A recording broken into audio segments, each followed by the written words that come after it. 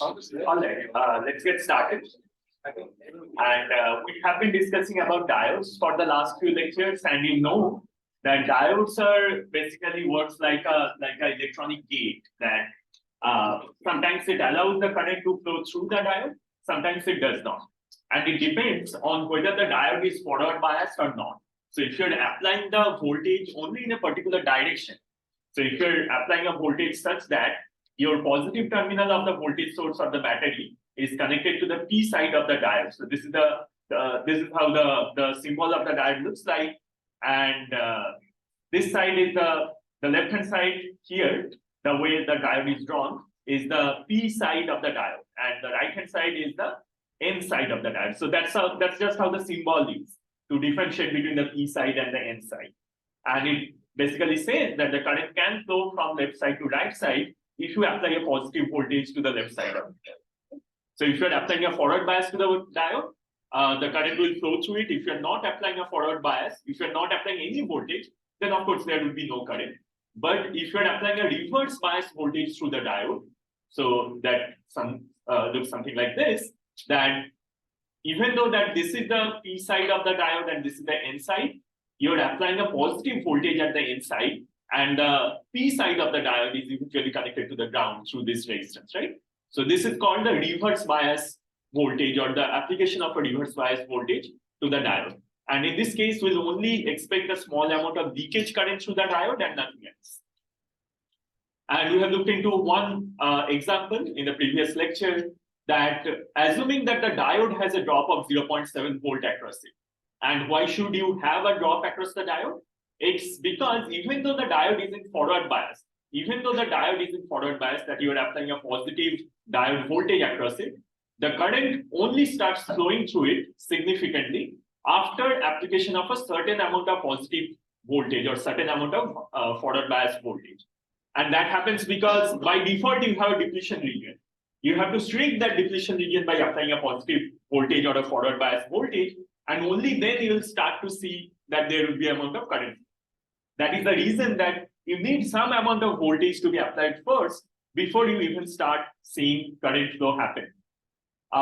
In an ideal case, you can probably assume that instead of this looking like an exponential curve that increases after application of that threshold voltage, if you just assume that the diode characteristic looks like this, and this is a much simplified form. This is of course not the correct thing to do if you want to be accurate about calculating the exact voltages and currents, but this can be approximated. The left hand side figure that I have drawn here can be approximated as this right hand side figure. So again, the y-axis is the diode current, the x-axis is the diode voltage, and what we are saying is that till the point you apply a particular amount of diode voltage, in this case it is 0.7 volt, there is no current flow through it, because at that point you're limited by the depletion region of the diodes.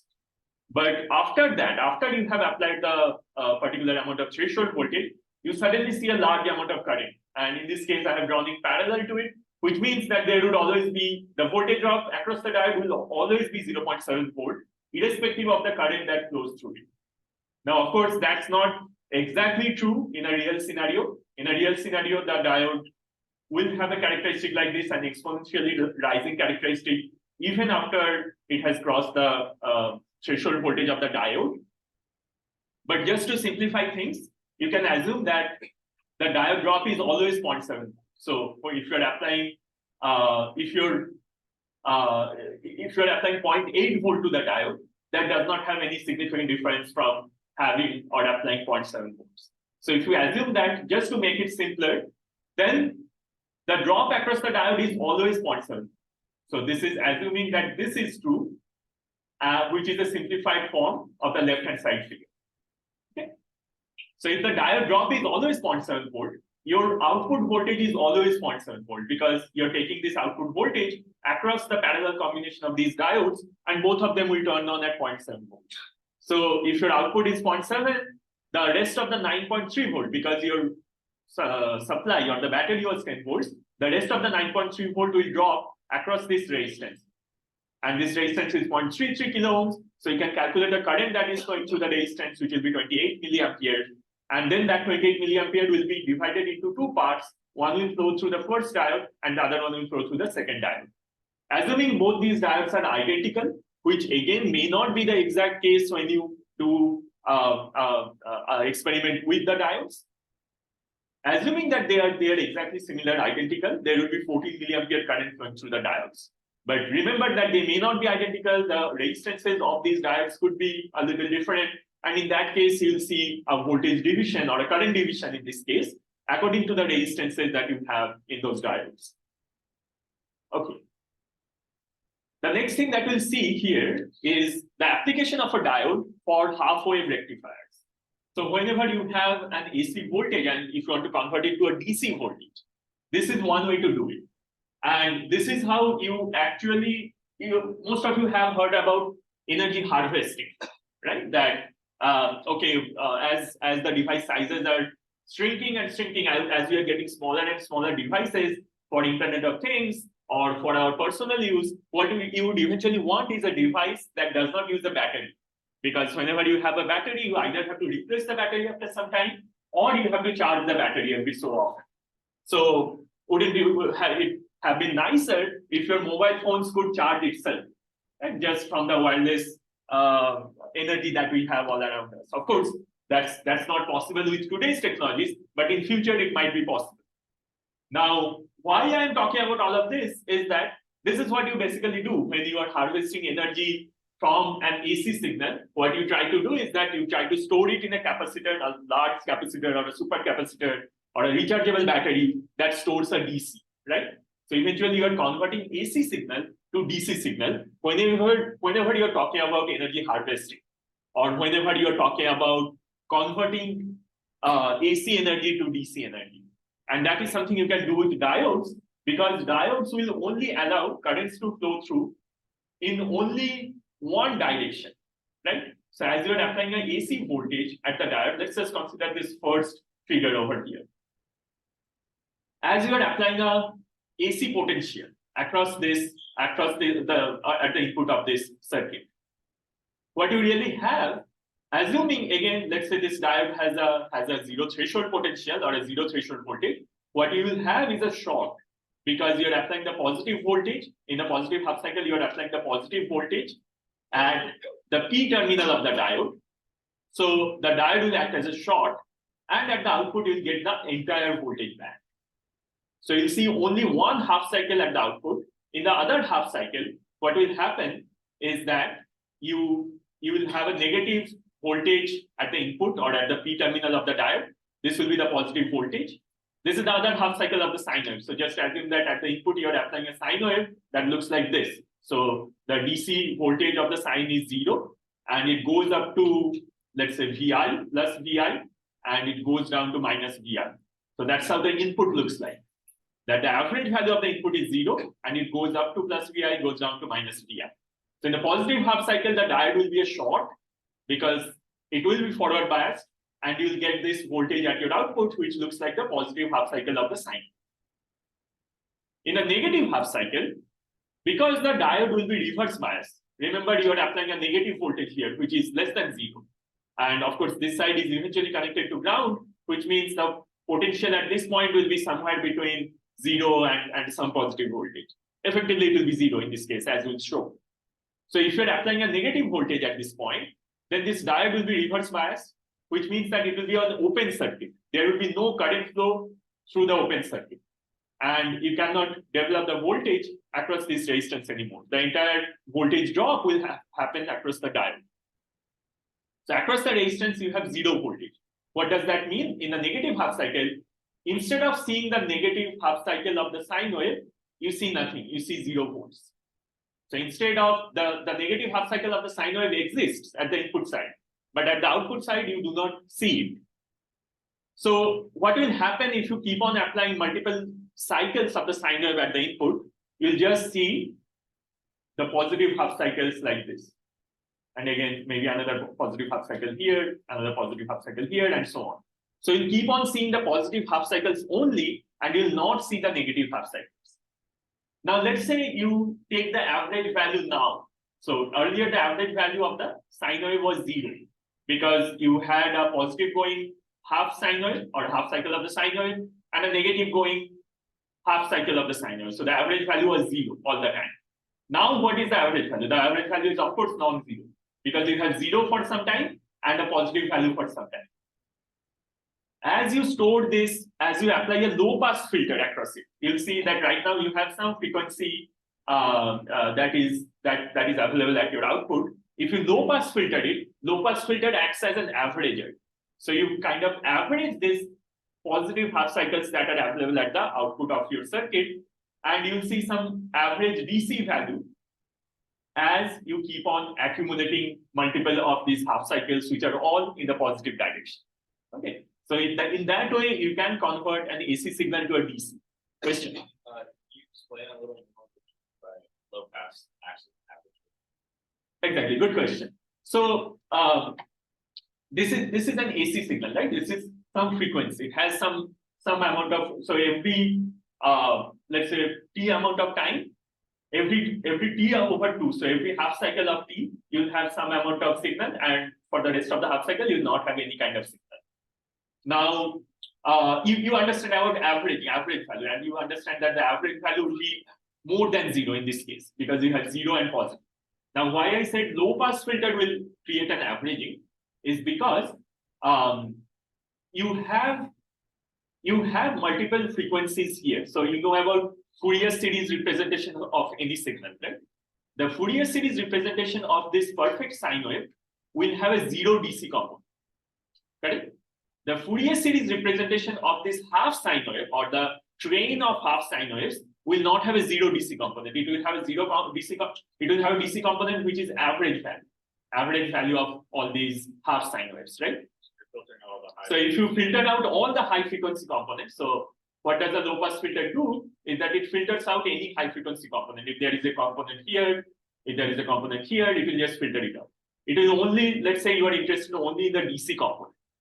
Because the DC value of the filtered or the halfway rectified signal is non-zero, you'll get a non-zero DC component, which means that you're converting AC to DC. Of course, you'll lose some amount of energy by that filtering because there was some amount of energy in these frequencies and you're filtering out. So you'll not get the entire energy in terms of conversion from AC to DC, but it's still better than having 0. Okay? All right. So now what is the average value through half-wave rectification? How much energy can we store in the battery if you have a low pass filter and a battery after the half-wave rectifier? What would be the value of the voltage that you can store at the output of the half-wave rectifier? So you can calculate the average value of these half sine waves or the positive cycles of the sine wave. How you can do that? It's again going back to high school physics. The average value of any signal over a time t is the integration of that signal from time t 0 to time t and then divided by the entire time duration of the time. So that's just the definition of averaging any signal, which was in your high school physics. Now, if you do that, remember that if this is my 0 and this is the t, this is the time t, which is the full cycle of the sine wave, we are not getting the signal for the full cycle of the sine wave. We'll only have it for half the time period. So from t over 2 to t, you will not get any signal. So the integration that we are showing here is same as the integration that we can get from 0 to t over 2. Because from t over 2 to time t, there is no signal at all. So you'll obviously add 0 amount of signal in the other half cycle. So if you just consider the first half cycle, so from 0 to t over 2, and let's say your sine wave is represented as Vm times sine omega t. That's the equation of your sine wave, which means that its peak amplitude is Vm. So the amplitude is Vm, and it has a frequency of omega. And for the other half cycle, from t over 2 to t, you'll have 0. So this term will become 0. And the first term is something that you can calculate. You can take Vm over t outside, then you are just integrating sine omega t dt from 0 to t over 2. Now, integration of sine omega t becomes minus cos omega t over omega. And that you want to integrate from 0 to t over 2. So that's the upper and lower limits that you put in this integration, and that gives you cos omega t over 2 minus cos 0. Right? So you'll have remember omega times t is 2 pi times f times t.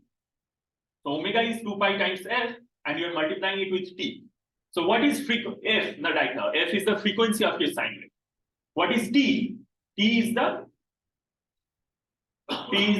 overall time for one cycle. So frequency multiplied with time.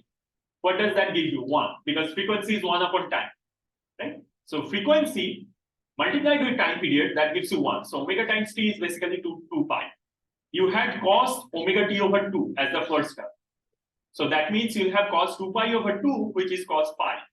And the second term is cos 0, which you already know to be equal to 1. Now cos pi is equal to minus 1. So inside these square brackets, you have minus 1 and another minus 1 coming because of cos 0. And as the constant term, you have Vm over 2 pi. Now why again 2 pi? Because omega t is equal to 2 pi. Omega times t is equal to 2 pi, and that's why this 2 pi factor comes in the denominator. So overall, you have a Vm over 2 pi as this constant term, and the result of the integration with limits is this minus 2 once again. And of course, you had this minus term to start with, which basically stays here, and a negative sign outside and a negative sign inside the square brackets will give you a positive term overall. So you have Vm over pi. That's the average value of all the half cycles in the sine wave. So as you are interested in what is the DC value or what is the average value of these sine waves or the half cycles of the sine waves, that will be Vm over pi, or 0.318 times Vm. So if your amplitude of the sine wave was 1 volt, you can only expect to collect only 318 millivolts DC at the output of your half wave rectifier. You cannot get more than that.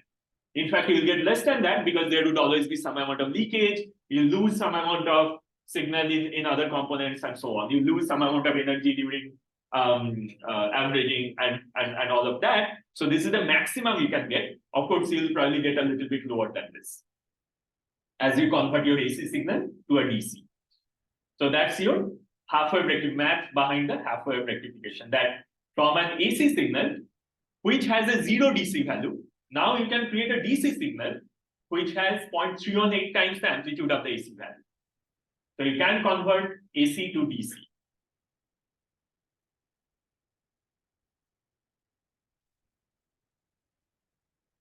All right. So now one important thing is that because the diode is only forward bias for 1/2 of the AC cycle, it is reverse bias for 1/2 of the AC cycle also. Right? Now it is important to note the reverse breakdown voltage of the diode. If your diode breaks down, if it goes into the Zener breakdown region during the negative half cycle, then you cannot get this same effect, or you cannot get the same thing at the output.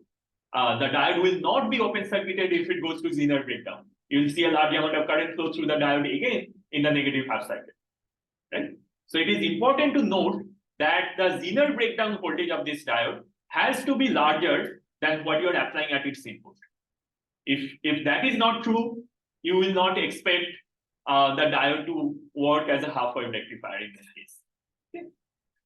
So that's why it's important to look at the peak inverse voltage or the peak reverse voltage rating, and that needs to be larger than Vm, which is the amplitude of your AC signal. Yes, question.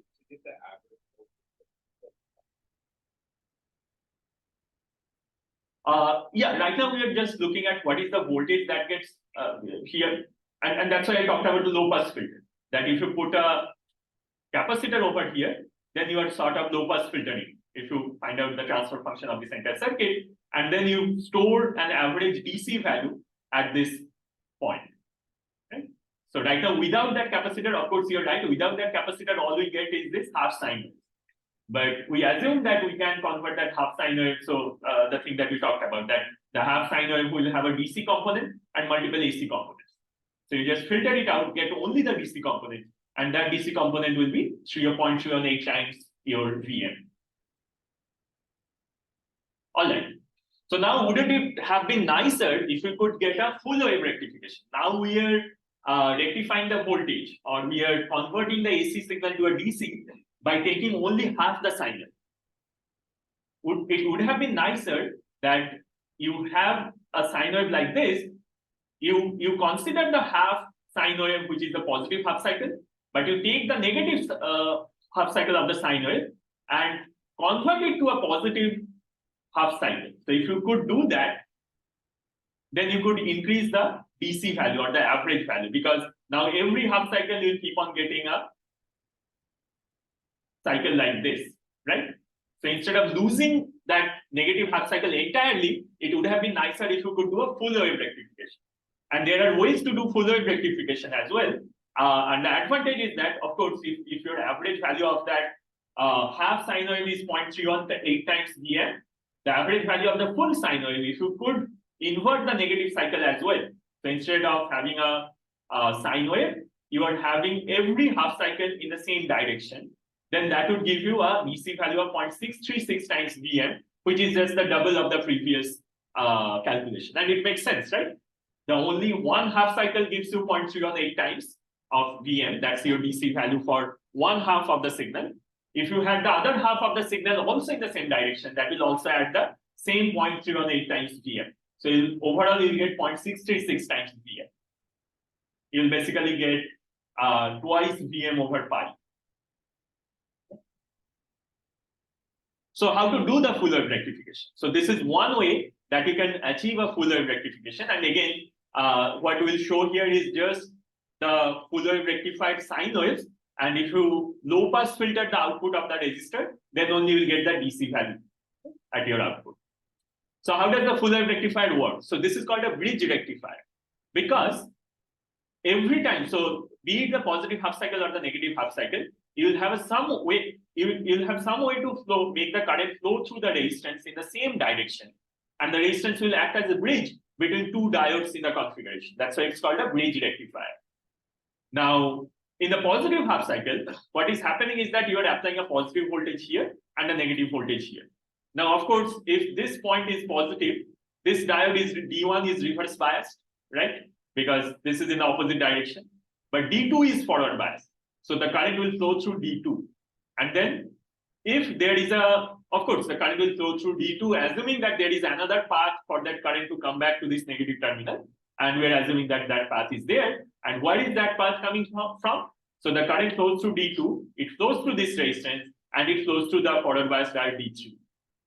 So this is the path that it takes from the positive terminal to the negative terminal of your input when you are talking about the positive half cycle. So the current goes here, flows through this shorted diode, flows through the resistance, flows through another shorted diode, and comes back. What happens when you have the negative half cycle? When you have a negative half cycle, you have a negative voltage here and a positive voltage here. So if you have a negative voltage here, or let's start from the positive cycle then, you have the positive voltage over here. So current will flow through this diode D4. The current will flow through the resistance in the same direction. See, it is still flowing from right to left. In the previous case also, it flowed from right to left through the resistance R. Even in the negative cycle, it is flowing from right to left through the resistance. And then the current comes back through the diode D1 to the negative terminal. So for the resistance, the current always flows in the same direction. And the voltage drop, the entire voltage drop happens across that resistance, because the diode voltage drop, if you assume that to be 0 for the time being, you can also assume it to be 0.7 volts. In that case, what will happen is that at the output, you'll see the voltage dropping by 0.7 volt. That's the only difference that will happen. But right now, let's just assume that there is 0 voltage drop across the diode when it is a short or when it is forward bias, which means that across the resistance, you are getting the entire voltage drop, and you are getting the voltage drop in the same direction, both in the positive half cycle and the negative half cycle. So this creates a full wave rectified circuit, which means that the average value of it will be around 0.636 times the amplitude of the signal. Any question on the full wave rectifier, the bridge rectifier that we just discussed? Okay, So there is another way to create full wave rectification. And you can create full wave rectification using transformers. So most of you know about transformers. What transformers do is that depending on the ratio of the turns in the two coils on the two sides, you'll get a difference of voltages. So for example, if the coil ratio is 1:2 in the two sides of this transformer, so if we apply a voltage of VI on one side, let's say the primary side of it, on the secondary side of the transformer, you'll get twice VI amount of the voltage. Of course, the current will be less, so the overall power remains constant. So you cannot generate power, you cannot generate energy, or you cannot destroy energy in an ideal sense. So if your voltage increases by 2 times, your current will reduce by 2 times in a transformer. So this is something important to keep in mind when you are using transformers in any circuit, that even if the voltage increases, the current will reduce from the primary to secondary if you have a let's say 1:n ratio between the primary and the secondary. Now, what is happening in this case is that you have a voltage VI at the input side, and if this transformer is center tapped, which means that you have a reference point in the middle on the secondary side, because this is a 1:2 transformer, it will definitely create a voltage of 2 times VI at the secondary side. So half of that 2 times VI will be on the positive half of the center tap, and half of the voltage, that is again VI, will be on the lower half of the center tap transformer. So what is happening in this case? That okay, you have this diode D1 and D2. In this case, you can use only 2 diodes instead of 4 diodes in the bridge rectifier. But of course, you need to use a transformer, and in most cases, the transformer is even bulkier than diodes. Right? So this is one way to reduce the number of diodes that you use in the system, but it does not mean that the system will be smaller because the transformer itself is quite bulky. So what is happening in this case? That you have a voltage VI applied at the input. Again, assume that's a perfect sine wave with an amplitude of Vn. Now, when you are in the positive half cycle, this diode will conduct, and this diode will conduct the current through the resistance R, and it will come back to the center tap reference point, which would be the ground. Okay, so you have a VI voltage going through a forward bias diode, which again, let's just assume has a 0 drop. So all the voltage drop is happening across the resistance, and you get this entire voltage across that resistance. What is happening in the negative half cycle? In the negative half cycle, this is negative, this is positive, right? This is negative, this is positive, or this is basically ground and this is negative. So the current will flow through the diode D2, again in the same direction through the resistance R, it will come back to the center tap reference point. So again, in the negative half cycle, you'll get the full voltage across the resistance. So that's how you are sort of creating this full rectified voltage at the output if you're taking the output across the resistance. And in this case, again, ideally, the DC voltage will be 0.636 times Vm. Now, of course, here we are assuming that the drop across the diode is 0. In an ideal case, the drop across the diode is not 0, right? So then if there is a drop of 0.7 volt across the diode, what would happen? That instead of getting a peak amplitude of Vm, you'll get Vm minus 0.7 volt, right? That's the only difference that will happen. That you'll get, instead of Vm, you'll get Vm minus 0.7 volt. Yes. So if you wanted to get a greater average, why would you use, like here we're always assuming everything to be like a silicon diode with 0.7 volt voltage. Right. Why would you not use germanium for everything to get the lowest torque possible? You can definitely do a germanium diode. So silicon is more abundant. Silicon is what? Sand. It's just right? the price. So it's just the price aspect. So even though in this case, germanium diodes would have been better because it has a lower threshold voltage of 0.3 volt, as you have correctly pointed out, the germanium voltage or diode will have a lower loss, and that's why your average DC value would have been higher if we had used the germanium diode. But germanium diodes would be more costly because the material is not that abundant as silicon. Yes. Center tap transfer over the Wheatstone or the bridge. Yeah, so you just need less number of diodes. So if you did not have access to too many diodes, but if you have a transformer, you can do it using this way. But again, as I said, that it does not mean the system will be simpler. System will in fact be more bulky because the transformer is usually much larger than a diode. So it's just another way of doing things.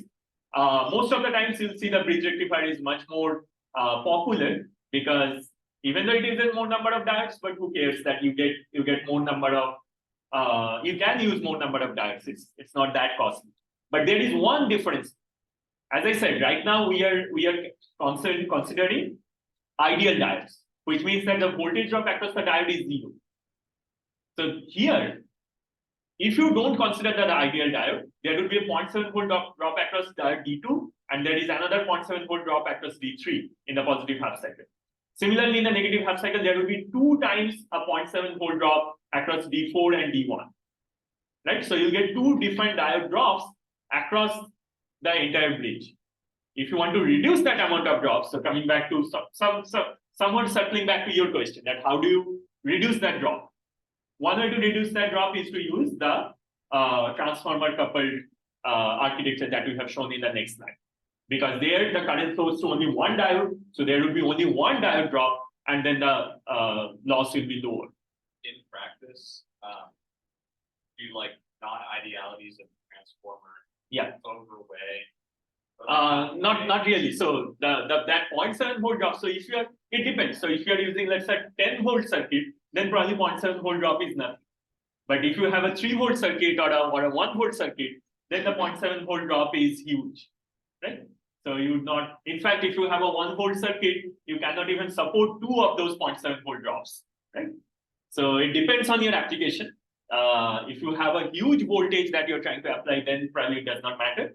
But if it is a small voltage, then even though the transformer coupled one is more bulky, it's probably better to use it instead of going through 2 of the diode drops.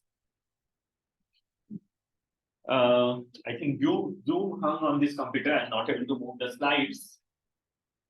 Give me a moment.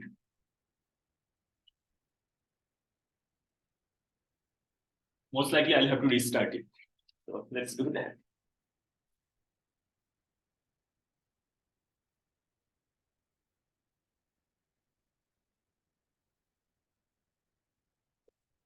But the idea is clear, right? That how we can do full wave rectification and why do we want to do this rectification in the first place? That if you want to store some energy, let's say you have an implant, and in that implant, you cannot really have a battery, right? If you don't have a battery, how do you make sure that all the electronics in that implant gets the energy? So you have to harvest the energy somehow. That is, you apply an AC signal from outside, you apply a radio frequency source. Maybe you can bring your, let's say, a signal generator close to that implant, and then that implant can harvest energy using these methods.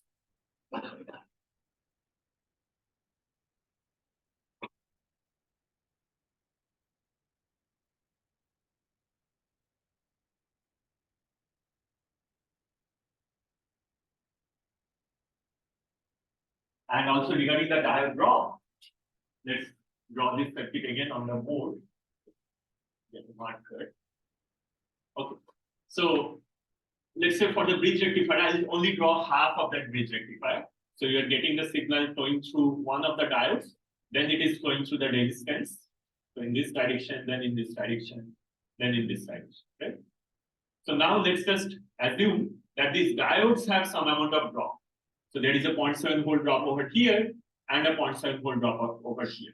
Now, if you draw the sine wave, the half cycle of the sine wave, unless you reach the 0.7 volt, you cannot have current flow through this diode. And unless you add another 0.7 volt, you cannot have any current flow through this diode. So this sine wave, if this is 10 volt peak, then 0.7 volts and 0.7 volt, that's the amount that you lose. So unless your voltage reaches 1.4 volts, you cannot conduct anything.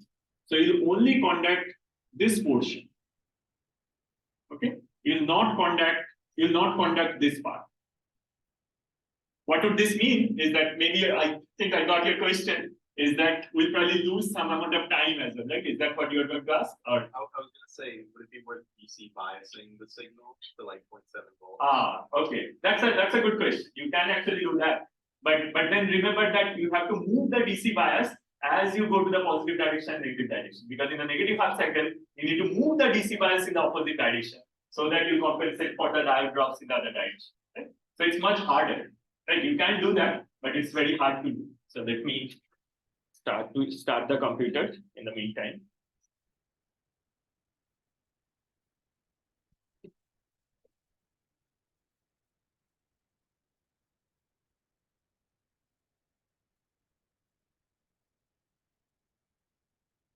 Okay, but the other thing I wanted to talk about here is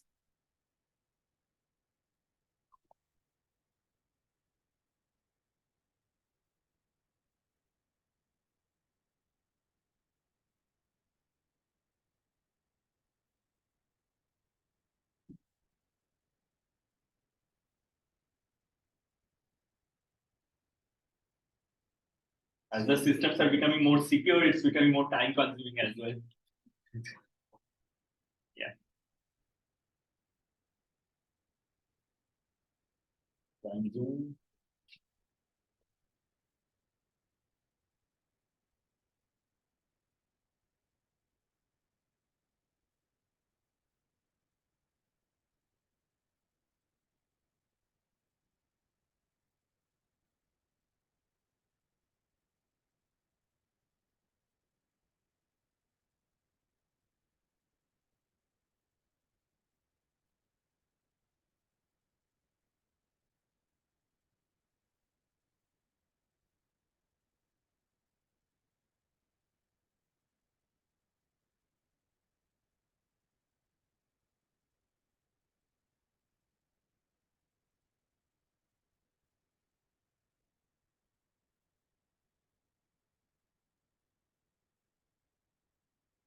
All right.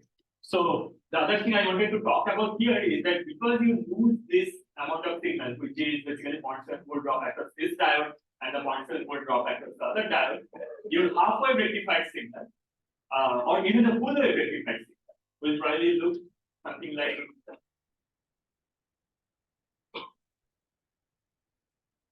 both of them are gone.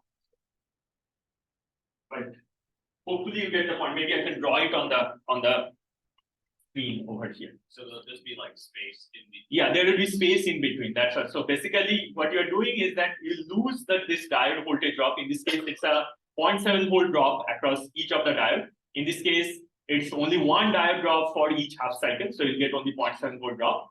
So if this is your 0.7, eventually you lose whatever is there below it. So your full rectified signal would look something like the top half of it. So there will be space in between. If we assume that there is no diode drop, there is no space in between. So you get this beautiful looking full wave rectified signal. But in practice, it will not be this good looking. It will be a 1.4 volt drop for the bridge wave rectifier. So there will be more space in between for the bridge wave rectifier. But for the transformer coupled rectifier, there will be less amount of space in between because this will be 0.7 volt instead of 1.4 volts. All right, so this is just a summary that for half-wave rectifier and full wave rectifier, what you can expect from ideal VDC and realistic VDC. And again, here we are considering the 0.7 volt drop. So for bridge rectifier, it would be a 1.4 volt drop for the DC voltage as well. And for center tap transformer, it will be a 0.7 volt drop for the DC voltage. So this is what the ideal VDC and realistic VDC that you get out of the rectifiers. Okay, you can also use diodes in other circuits. So some of them will be called clipper. So what is a clipper circuit? So as you know that the diode can clip off some amount of your signal. For example, here, if your input looks like this, squared wave which goes to plus V and minus V with average of DC, or DC equal to 0, and if you have this diode followed by a resistor, so this is similar to the half-wave rectifier you had. So this will also be half-wave rectified, and you will get only 1/2 of the square. If it is a triangular wave, you'll get 1/2 of the triangular wave. So this is clipping off some part of the signal when the diode is reverse biased.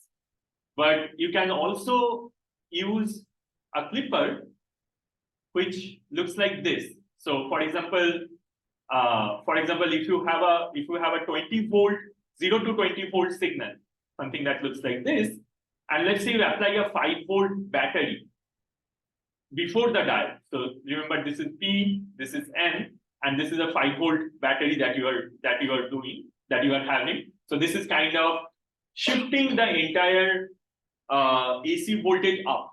And this is coming back to your question that you're DC biasing it sort of.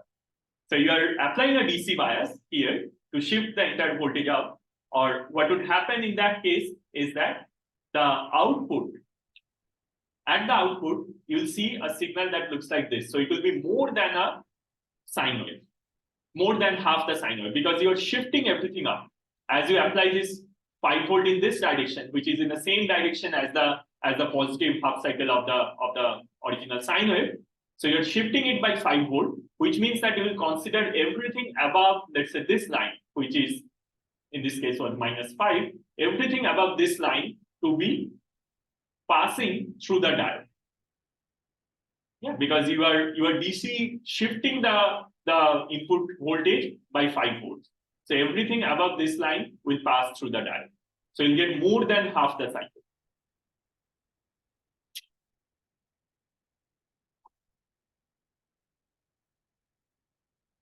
So what are the different kind of clippers that you can have? So for example, let's say you have, this is called a parallel clipper, that you have a resistor and then a parallel diode, right? A diode in parallel. In the previous case, it was a series clipper because you had the diode in series and then the resistance in parallel. You can also have a diode in parallel. In that case, what would happen is that instead of clipping the negative half cycle, you'll now have your negative half cycle at the output and you'll clip off the positive half cycle, right? Because in the positive half cycle, the diode is a short, so there will be 0 voltage across a short circuit. In the positive half cycle, you'll get nothing, and in the negative half cycle, you'll get the full voltage, assuming that the diode drop is 0 again. You can always assume that the diode drop is 0.7 and recalculate everything.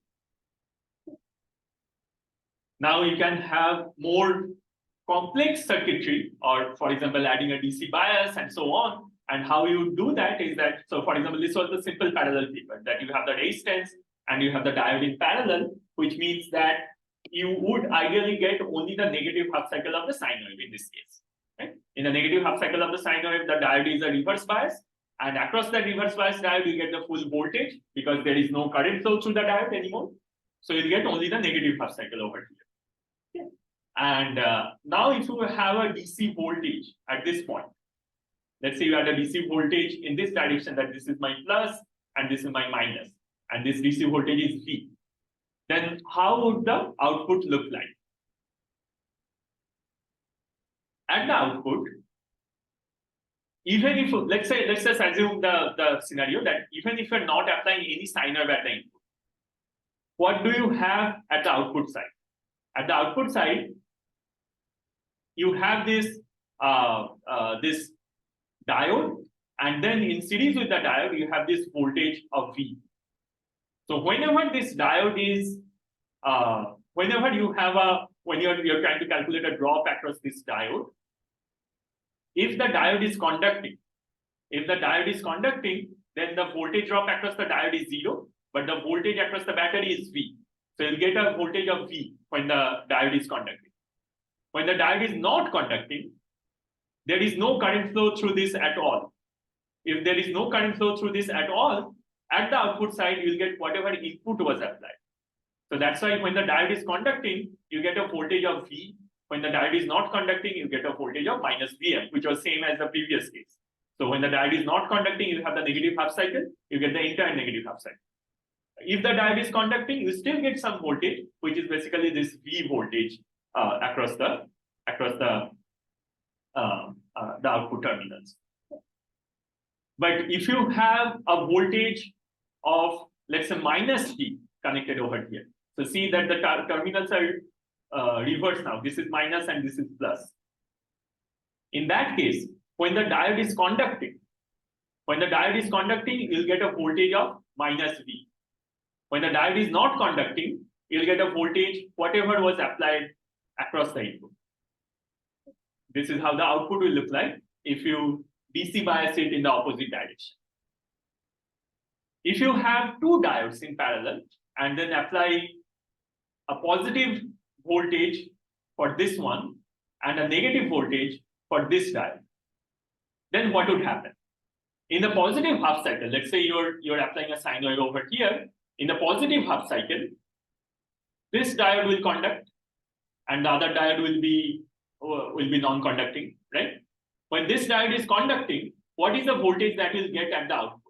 You'll get V1. So it will follow the sine wave to some extent, and then it will get saturated at V1 when the diode when you reach that V1 voltage. So that's how it will look like in the positive half cycle. In the negative half cycle, you'll get this voltage V2. So this voltage is V2, and this voltage is V1. In fact, this voltage is minus V2, and this voltage is V1. So that's what you'll get in the entire cycle. Yeah. So if you didn't have this battery there bias stuff, right, you would just have like almost like sort of a square wave with just or it's just like the top of the sine wave flipped off. You'll have the top of the sine wave flipped off at 0.7 volt if you did not have the batteries. Okay. Similarly, you can do, so this was with the parallel diode connected in this direction, that you'll have the P side connected here and the N side connected in this direction. You can do the opposite, that you have the P side connected here and the N side connected here. So the results will also be just the opposite. In this case, you'll conduct in a positive half cycle, because if this is plus and this is, or you'll get the output in a positive half cycle, because if this is plus, then the diode is reverse biased. Right? If this side is plus, then the diode is reverse biased because this is P and this is N, which means that you will get the entire voltage drop across the diode. This is what you will get in the simplest case. If you DC bias it, then again, consider the scenario that, okay, when the diode is conducting, you'll get a minus V voltage. When the diode is not conducting, you'll follow the input.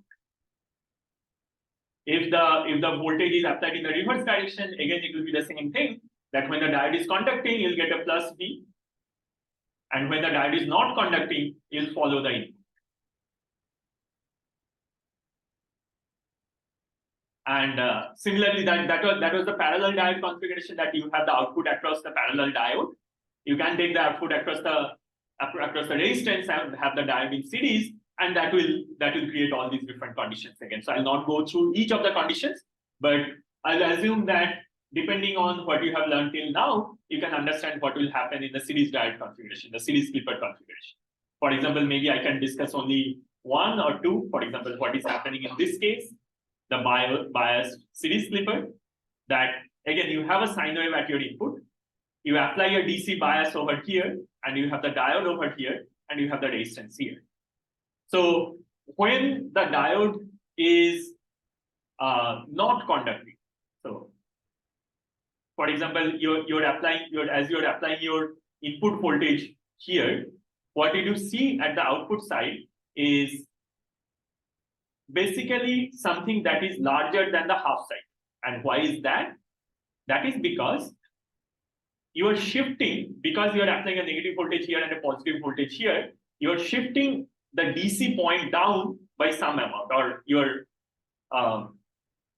yeah. So let me about this a little bit more. Yeah, so this is your positive, this is the positive, and this is the negative. So at the output side, what you will see is everything that is below this point. Remember that in the previous case when we discussed this, that you applied a negative and a positive over here, you saw that everything above this point was available at the output.